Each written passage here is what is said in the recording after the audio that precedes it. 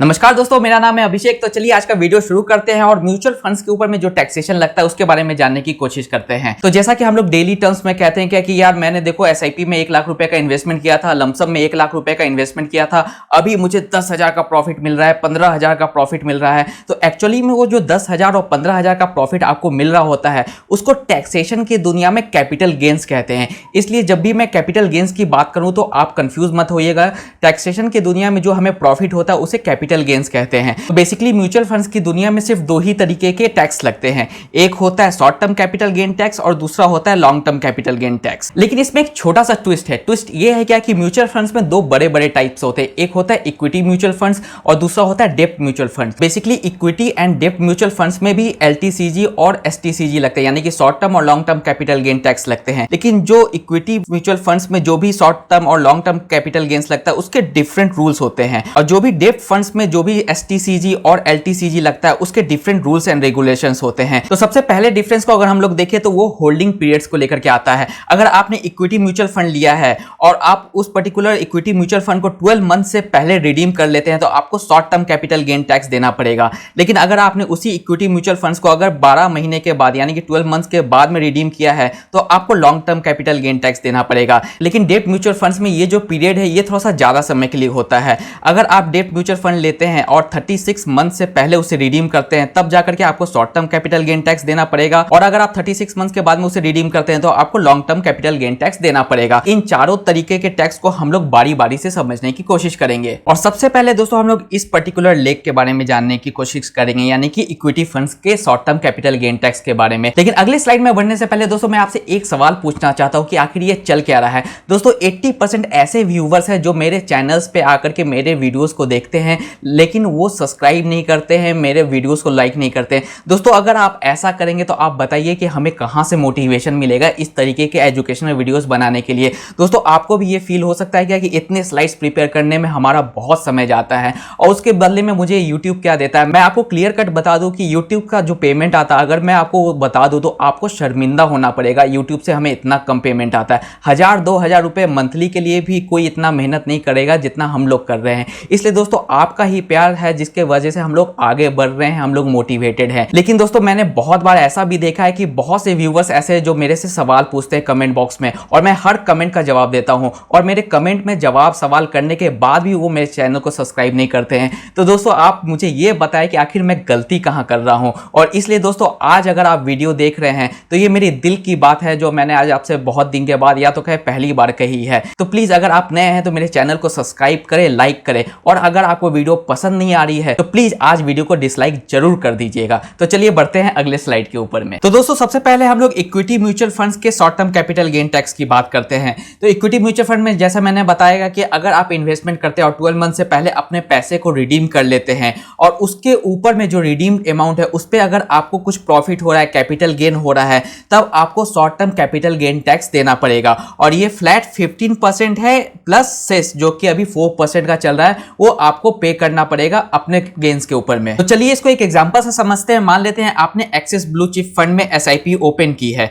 और ये एसआईपी आपने 10,000 पर मंथ की ओपन की है, जिसका की इंस्टॉलमेंट डेट है 25th ऑफ एवरी मंथ। तो पहला इंस्टॉलमेंट आपने 25 जनवरी 2021 को दिया है और उसके बाद में 10 मंथ्स के बाद में आपने इसको 30 अक्टूबर 2021 को रिडीम कर लिया है। और अभी मान लेते हैं क्या कि आपका जो भी पोर्टफोलियो में टोटल जो अमाउंट है वो 1.16 लाख का बन करके आ रहा है, यानी कि आपको 16,000 का प्रॉफिट हो रहा है। तो इस हिसाब से आपको ये जो 16,000 का प्रॉफिट है, 16,000 का कैपिटल गेन है, उसके ऊपर में 15% का टैक्स देना पड़ेगा, यानी कि 2,400 रुपीज का आपको short term capital gain tax देना पड़ेगा।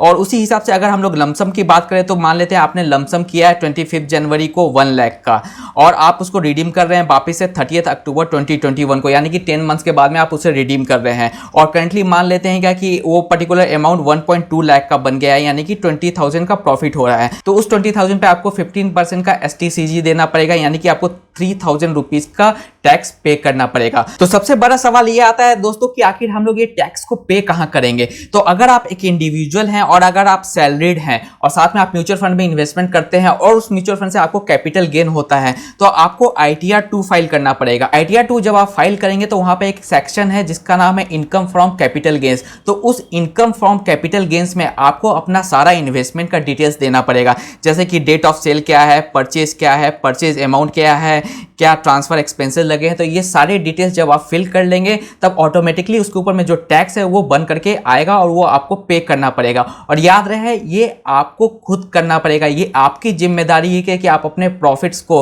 आप अपने कैपिटल गेन्स को अपने आईटीआर में रिफ्लेक्ट करें। और अगर आप एक बिजनेसमैन है, साथ में एक प्रोफेशनल भी हैं और म्यूचुअल फंड्स में इन्वेस्टमेंट करके आपको कोई कैपिटल गेन मिल रहा है तो आपको ITR 3 फाइल करना पड़ेगा। और इस ITR 3 में भी आपको एक सेक्शन मिलेगा जो कि होगा इनकम फ्रॉम कैपिटल गेन्स। उसमें भी आप जाकर के ये सारे डिटेल्स को फिल कर देंगे और इस सारे डिटेल्स को फिल करने के बाद में आपको अपना टैक्स पे करना पड़ेगा। तो फिलहाल अभी हमने short term capital gain tax की बात की है, तो चलिए बात करते हैं अब लॉन्ग टर्म कैपिटल गेन्स की। तो अगर आप किसी इक्विटी म्यूचुअल फंड में इन्वेस्ट करते हैं और 12 मंथ्स के बाद में अपने उस पर्टिकुलर फंड से पैसा रिडीम करते हैं तो उसके ऊपर में आपको long term capital gain tax लगेगा। और ये long term capital gain tax पहले 1 लाख प्रॉफिट यानी कि 1 लाख कैपिटल गेन के ऊपर में 0% का टैक्स देना पड़ेगा। और अगर आपको 1 लाख से ज़्यादा का आपको प्रॉफिट हो रहा है तो जो वो ज़्यादा का है, 1 लाख से ज़्यादा है, उसके ऊपर में आपको 10% का फ्लैट टैक्स देना पड़ेगा, प्लस सेस, जो भी सेस और जो भी चार्जेस लगते हैं वो आपको पे करने पड़ेंगे। और याद रहे इसमें आपको कोई भी इंडेक्सेशन बेनिफिट नहीं मिलेगा। तो चलिए इसको एक एग्जांपल से समझते हैं। मान लेते हैं आपने एक्सिस ब्लू चिप फंड में 25 जनवरी को 15 लाख का इन्वेस्टमेंट किया है और 30 जनवरी 2022 को आप इससे पैसा रिडीम कर रहे हैं। तो अप्रॉक्सीमेटली अभी आपका टोटल अमाउंट मान लेते हैं कि 18 लाख का बन के आ रहा है। तो यानी कि आपको 3 लाख का प्रॉफिट हो रहा है, यानी कि 3 लाख का कैपिटल गेन हो रहा है। तो इस 3 लाख के कैपिटल गेन के ऊपर में 1 लाख के ऊपर में आपका कोई भी टैक्स नहीं लगेगा और 2 लाख के ऊपर में आपको अपना कैपिटल गेन टैक्स देना पड़ेगा और 10% का आपको कैपिटल गेन टैक्स देना पड़ेगा 2 लाख का, जो कि आपको 20,000 का बन के आएगा। अब चलिए SIP में देखते हैं long term capital gain tax कैसे कैलकुलेट होता है। मान लेते हैं आपने एक्सिस ब्लू चिप फंड में 10,000 पर मंथ की SIP 25 जनवरी को खोली है और आपने इसे 30 मार्च 2022 को रिडीम कर लिया है। तो इस तरीके से आप देख सकते हैं कि आपने टोटल 15 इंस्टॉलमेंट्स अभी तक पे किए हैं। लेकिन यहाँ पे आपको ध्यान देने की ये बात है कि अंडर IT एक्ट 1961 आप जो SIP में हर महीने इन्वेस्टमेंट करते हैं, हर इन्वेस्टमेंट को एक तरीके का नया इन्वेस्टमेंट माना गया है। इसलिए अगर आप जनवरी 2021 में इन्वेस्टमेंट करते हैं और आप मार्च 2022 में रिडीम करते हैं अपने पैसे को, तो इसका मतलब ये हो गया क्या कि ये जो 3 इन्वेस्टमेंट है, इस 3 इन्वेस्टमेंट पे आपको long term capital gain tax लगेगा। लेकिन ये जो बाकी के इन्वेस्टमेंट है, जो बाकी का इंस्टॉलमेंट गया है, इसने अपने 12 मंथ्स कंप्लीट नहीं किए हैं, इसलिए इस पर्टिकुलर इन्वेस्टमेंट पे आपको short term capital gain tax लगेगा। तो इस तरीके से SIP में हम लोग जो भी इन्वेस्टमेंट हमारा 12 महीने से ज्यादा का हो चुका है उसके ऊपर में long term capital gain tax लगेगा और जो भी इंस्टॉलमेंट हमारा 12 महीने से कम का है उस पर short term capital gain tax लगेगा। इसको एक और एग्जांपल से हम लोग समझते हैं। मान लेते हैं कि आपकी SIP 2015 में आपने शुरू की है और अब जाके अपनी SIP को आप क्लोज करना चाहते हैं। तो अभी तक आपने 6 साल का इन्वेस्टमेंट किया है, तो पहले 5 साल में आपके जितने यूनिट्स आपको मिले हैं उसके ऊपर में आपको long term capital gain tax लगेगा। लेकिन लास्ट 1 ईयर में जो भी यूनिट्स आपको मिले हैं, जो भी NAV में चेंज आया है, जो भी आपको कैपिटल गेन हुआ है, प्रॉफिट हुआ है, उसके ऊपर में short term capital gain tax लगेगा। ये एज पर IT एक्ट 1961 है। चलिए बात करते हैं अब डेब्ट म्यूचुअल फंड्स की। तो अगर आप डेब्ट म्यूचुअल फंड में इन्वेस्टमेंट करते हैं और 36 मंथ से पहले अपने अमाउंट को रिडीम करते हैं तो आपको short term capital gain tax देना पड़ेगा अगर आपका कैपिटल गेन हुआ है तो इसमें क्या होता है क्या कि आपको जो भी कैपिटल गेन होता है वो आपके सैलरी में उसको ऐड कर दिया जाता है और आपके सैलरी के टैक्स स्लैब के अकॉर्डिंग में उसके ऊपर में टैक्सेशन लगता है। लेकिन यहाँ पे ध्यान देने की बात यह है दोस्तों क्या कि इसमें भी जब आप ITR 2, ITR 3 फाइल करेंगे या ITR 1 फाइल करेंगे तो इसको आपको as a income from other source वाले सेक्शन में जाकर के फिल करना पड़ेगा, तभी जाकर के ये जो पर्टिकुलर गेन है वो आपके सैलरी में जाकर के ऐड होगा। तो इस समय आपको इनकम फ्रॉम अदर सोर्स वाले सेक्शन में जाके इसे ऐड करना है। और जहां तक long term capital gain tax की बात है तो अगर आप डेब्ट म्यूचुअल फंड में मोर देन 36 मंथ का इन्वेस्टमेंट करते हैं तो आपको long term capital gain tax देना पड़ेगा और ये फ्लैट 20% है जो कि आपको पे करना पड़ेगा। और इसके ऊपर में आपको एक इंडेक्सेशन बेनिफिट भी मिलता है। तो इंडेक्सेशन बेनिफिट का मतलब ये है क्या कि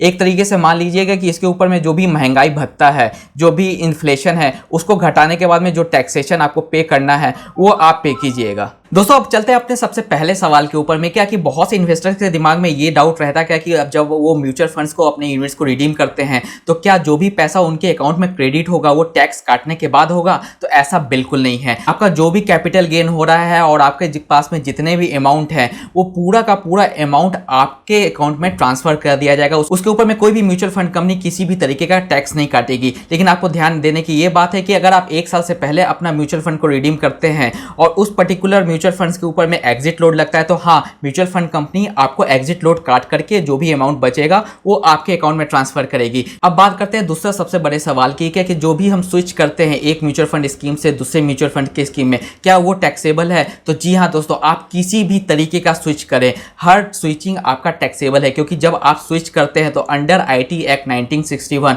वो एक तरीके का नया इन्वेस्टमेंट है और वो जो भी इन्वेस्टमेंट आप कर रहे हैं, पुराने इन्वेस्टमेंट को जो आपने रिडीम किया है उसके ऊपर में अगर आपको कैपिटल गेन हो रहा है तो आपको उसके ऊपर में टैक्स पे करना अनिवार्य है। इसमें हम लोग डिफरेंट सिनेरियो को देखते हैं कि अगर आप ग्रोथ ऑप्शन से डिविडेंड ऑप्शन में मूव हो रहे हैं या डिविडेंड ऑप्शन से ग्रोथ ऑप्शन में मूव हो रहे हैं तब पर भी आपको टैक्स देना पड़ेगा। अगर आप रेगुलर प्लान से डायरेक्ट प्लान में मूव हो रहे हैं आपको टैक्स देना पड़ेगा। अगर आप डेब्ट टू इक्विटी फंड्स में अगर आप स्विच कर रहे हैं आपको टैक्स देना पड़ेगा। अगर आप किसी भी म्यूचुअल फंड कंपनी के बीच में स्विच कर रहे हैं, कि मान लेते हैं कि आप एक्सिस ब्लू चिप फंड से आपको मूव होना है कैनरा ब्लू चिप फंड में, तो आपको एक्सिस ब्लू चिप फंड से जब आप पैसा रिडीम करेंगे तो उसके ऊपर में भी आपको टैक्स भरना है। और इसी केस में एक और सिनारियो है कि अगर आप एक ही म्यूचुअल फंड्स के दूसरे स्कीम में स्विच कर रहे हैं तो क्या उस समय भी आपको टैक्स देना पड़ेगा। तो जी हाँ दोस्तों, मान लेते हैं क्या कि आप एक्सिस ब्लू चिप फंड से निकल के एक्सिस स्मॉल कैप में स्विच कर रहे हैं तो भी उस समय आपको अपना टैक्स कैलकुलेट करना पड़ेगा और उसको जाके कैपिटल गेन्स वाले सेक्शन में शो करके आपको अपना टैक्स पे करना पड़ेगा। और सबसे लास्ट सिनारियो है दोस्तों एसटीपी का।